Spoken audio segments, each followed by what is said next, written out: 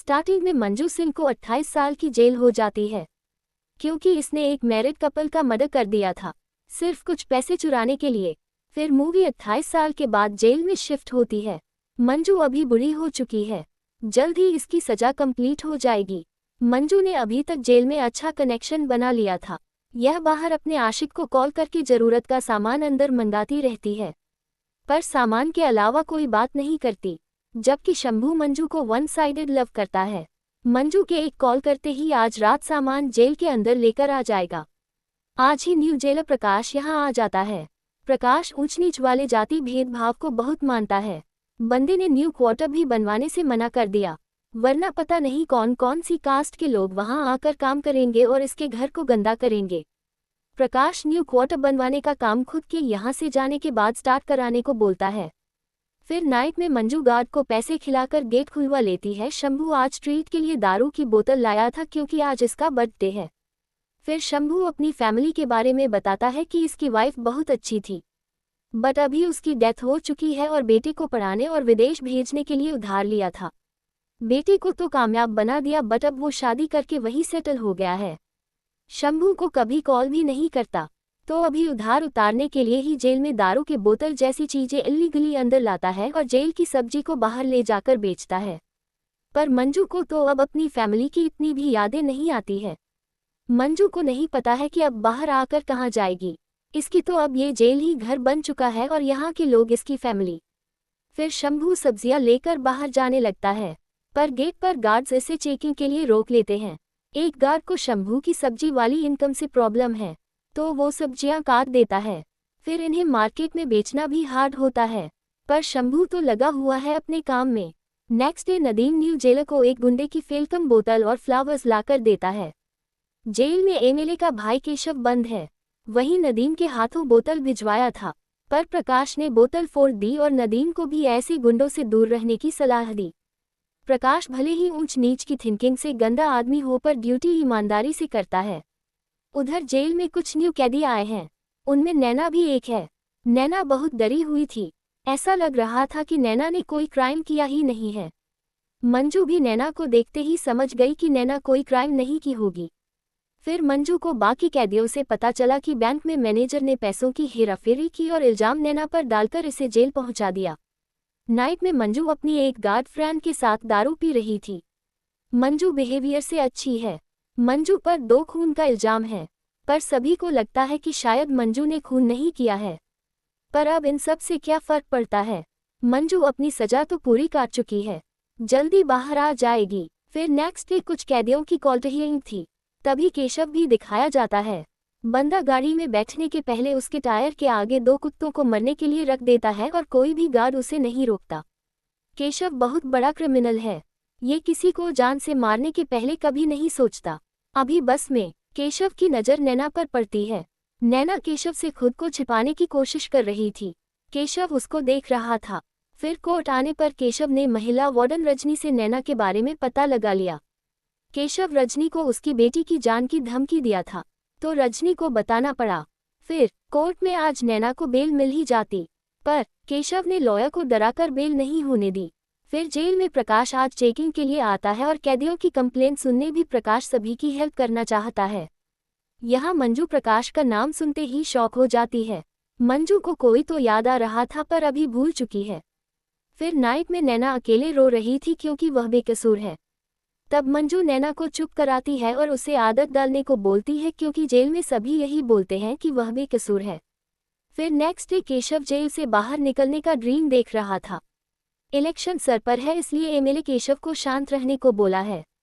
तभी केशव को एक धोबी से ही प्रॉब्लम हो जाती है और अपना सारा गुस्सा उस बेचारे बूढ़े आदमी पर निकाल देता है। आज प्रकाश केशव को मारपीट करते देख लिया।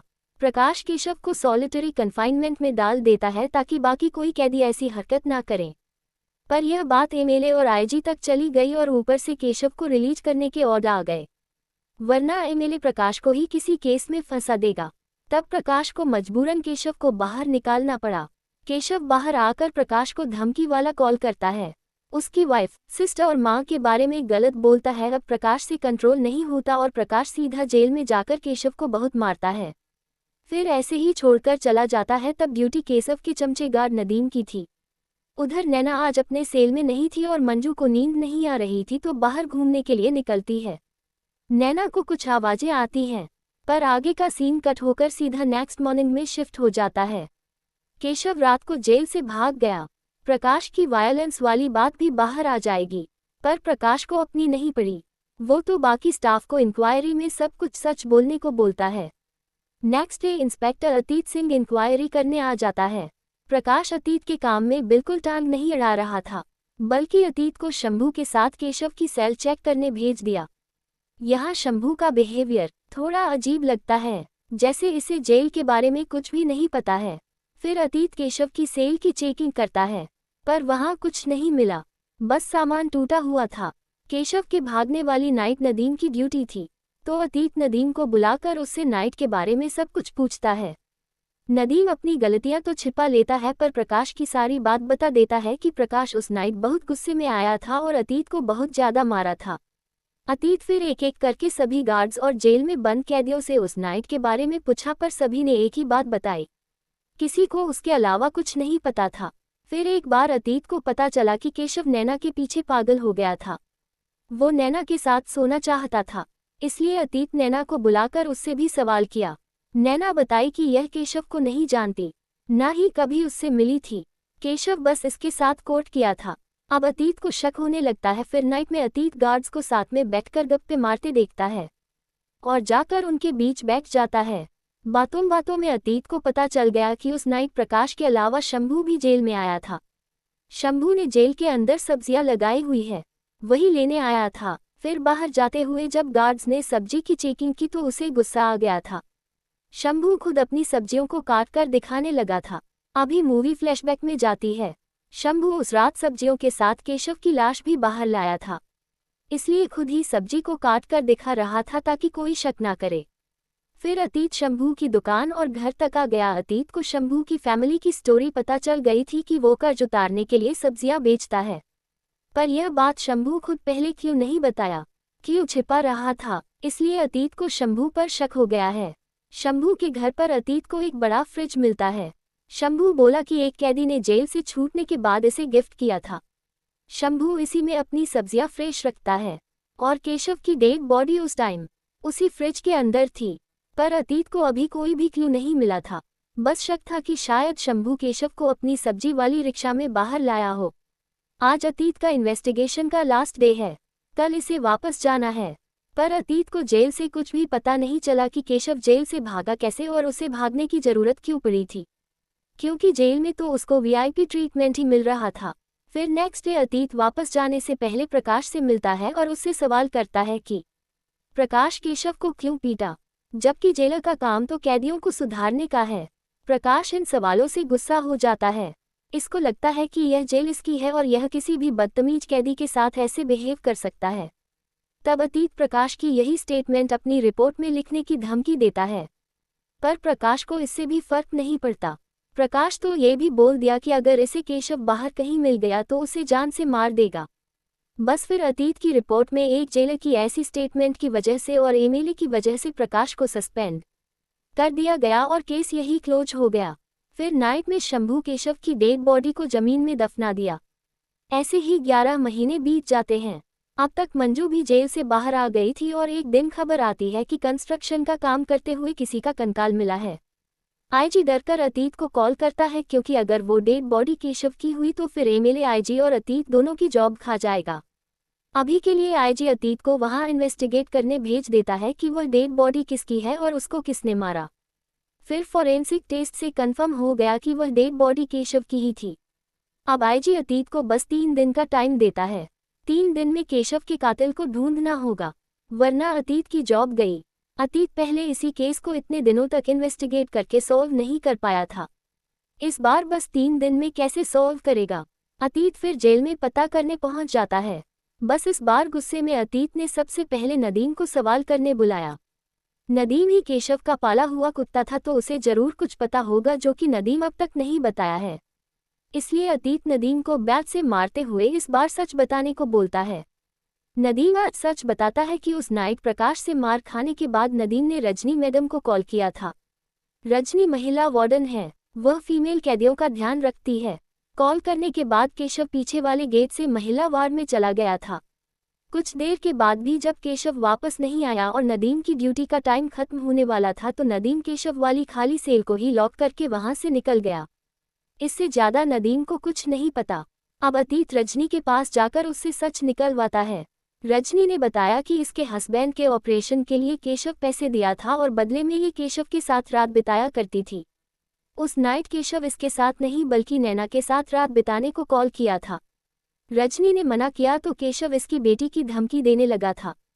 इसलिए रजनी मजबूरन अपनी बेटी को बचाने के लिए नैना को ही रेडी करके डिस्पेंसरी ले गई। नैना जाना नहीं चाहती थी, पर पुलिस और केशव के डर से उसे जाना पड़ा। रजनी दोनों को वहीं छोड़कर खुद अपने कैबिन में आकर बैठ गई और फिर कुछ घंटों के बाद नैना को वापस लेने गई। नैना को कोई चोट नहीं लगी थी, वह बिल्कुल ठीक थी। नैना बताई कि केशव उसी पीछे वाले रास्ते से वापस चला गया है, तो इसको कुछ गड़बड़ नहीं लगी। अतीत रजनी की इस घटिया हरकत के लिए इसे सजा नहीं दिला सकता था, जब तक कि नैना खुद कंप्लेन ना करे। पर नैना तो कुछ बोली ही नहीं थी। फिर अतीत नैना को फॉलो करते हुए एक दुकान तक आ जाता है। नैना अभी बाहर है और एक ज्वेलरी की दुकान पर काम करती है। अतीत नैना को अकेले मिलने बुलाता है और अब उस नाइट के बारे में सब पूछता है। नैना पूरा ब्लेम खुद पर ले लेती है कि इसी ने केशव को मारा था और गुस्से में वहां से जाने लगती है। अतीत इसे जो चाहे वह सजा दिला सकता है, पर अतीत भी जानता है कि नैना अकेले केशव को नहीं मार सकती, कोई तो इसकी हेल्प किया होगा। नैना किसी को बचाने की कोशिश कर रही है, इसलिए अतीत नैना को प्रॉमिस करता है कि यह उस आदमी को बचाने में नैना की हेल्प करेगा। पर अतीत के पास इस केस को खत्म करने के लिए ज़्यादा टाइम नहीं है। फिर कोई और इंस्पेक्टर आएगा और शायद वो नैना की हेल्प ना करे, और फिर असली कातिल का तो पता चल ही जाएगा। अतीत को नैना के साथ जो हुआ उसके लिए हमदर्दी थी, इसलिए नैना अतीत की बातों में आ गई और सच बता दी कि उस नाइट केशव नैना के साथ जबरदस्ती कर रहा था। तभी मंजू वहां चीखें सुनकर आ गई थी। मंजू ने केशव को पीछे से बहुत मारा, पर केशव फिर भी इन दोनों पर भारी पड़ रहा था। वो मंजू को जान से मारने वाला था। तब गलती से मंजू केशव को जान से मार दी और नैना रजनी को झूठ बोली कि केशव वापस चला गया है ताकि रजनी अंदर जाकर चेक ना करे। अभी अतीत अपना प्रॉमिस भूल जाता है कि यह मंजू को बचाएगा। अतीत बिना कुछ बोले वहां से निकल गया और मंजू को ढूंढने लगता है।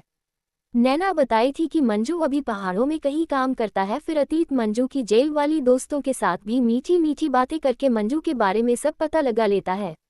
अतीत को मंजू और शंभू का कनेक्शन भी पता चल गया। शंभू मंजू को पसंद करता था, तो अभी अतीत शंभू का घर ढूंढते हुए उसी जगह पहुंच जाता है। फिर अतीत नाइट में इन दोनों से आगे का सच पूछता है। मंजू बताई कि उस नाइट यह अपनी जान बचाने के लिए केशव को मारी थी, पर फिर बहुत डर गई थी और शंभू को सब कुछ बताकर उससे हेल्प मांगी। तब शंभू सब्जी लेने जेल के अंदर आया और मंजू को पीछे वाला डोर खोलने को बोला। मंजू वैसे भी गार्ड्स को अपना दोस्त बनाए हुई थी और रजनी ने कैबिन से चाबी लेकर गेट खोल दिया। आगे शंभू बताया कि मंजू ने खून नहीं किया था, वध किया था, इसको सजा नहीं मिलनी चाहिए। अतीत मंजू को सजा दिलाने वाला था। तब शंभू बताया कि अतीत को केशव की डेड बॉडी के पास प्रकाश की रिंग नहीं मिली है क्या। शंभू तो रिंग डाला था और शंभू जानबूझकर प्रकाश के बंगले के पीछे ही केशव की डेड बॉडी दफनाया था। शंभू को पता था कि वहां न्यू क्वार्टर बनने वाला है और जल्दी कंस्ट्रक्शन का काम शुरू हो जाएगा और फिर केशव की डेड बॉडी सभी को मिल जाएगी। अब सारा शक प्रकाश पर जाएगा, पर अतीत तो एक निर्दोष पर खून का इल्जाम नहीं डालने वाला था। तब मूवी का लास्ट और बिग ट्विस्ट आता है। मूवी की स्टार्टिंग में मंजू पर जिस कपल के मर्डर का इल्जाम लगा था वो मर्डर प्रकाश किया था। प्रकाश की भतीजी दूसरी कास्ट में शादी करके भाग गई थी। प्रकाश ऊंच नीच को मानता था, इसलिए दोनों को ढूंढकर मार दिया। तब मंजू ने उसे देख लिया, इसलिए प्रकाश उसे भी मारकर बेहोश कर दिया ताकि पुलिस के आने पर पूरा इल्जाम मंजू पर डाल पाए। मंजू ने 28 साल की सजा प्रकाश के जुर्म के लिए काटी थी। तब जज के पास पावर थी और वह मंजू को सजा दिला दिया। केशव की मौत वाली रात शंभू के पास पावर थी। शंभू ने प्रकाश को फंसा दिया और आज अतीत के पास पावर है। वो ही अब इंसाफ कर सकता है कि अब प्रकाश को जेल जाना चाहिए या मंजू को। अतीत अब चेंज हो जाता है और कानून से बाहर जाकर खुद प्रकाश को जेल पहुंचा देता है। पर जेल में प्रकाश बोल रहा था कि यह खून इसने नहीं किया। तब अतीत सच बताता है कि अपनी भतीजी और उसके हस्बैंड का तो खून किया था, उनके खून की सजा तो नहीं लिया था, तो अभी एक खून की सजा तो काट ले। तब प्रकाश शांत हो जाता है और केशव के खून को एक्सेप्ट कर लेता है और बाहर मंजू और शंभू अपनी लाइफ जीने लगते हैं। इसी के साथ मूवी की हैप्पी एंडिंग हो गई। दोस्तों, आपको इसके बाद कौन सी मूवी का एक्सप्लेनेशन देखना है मुझे कमेंट में बताना।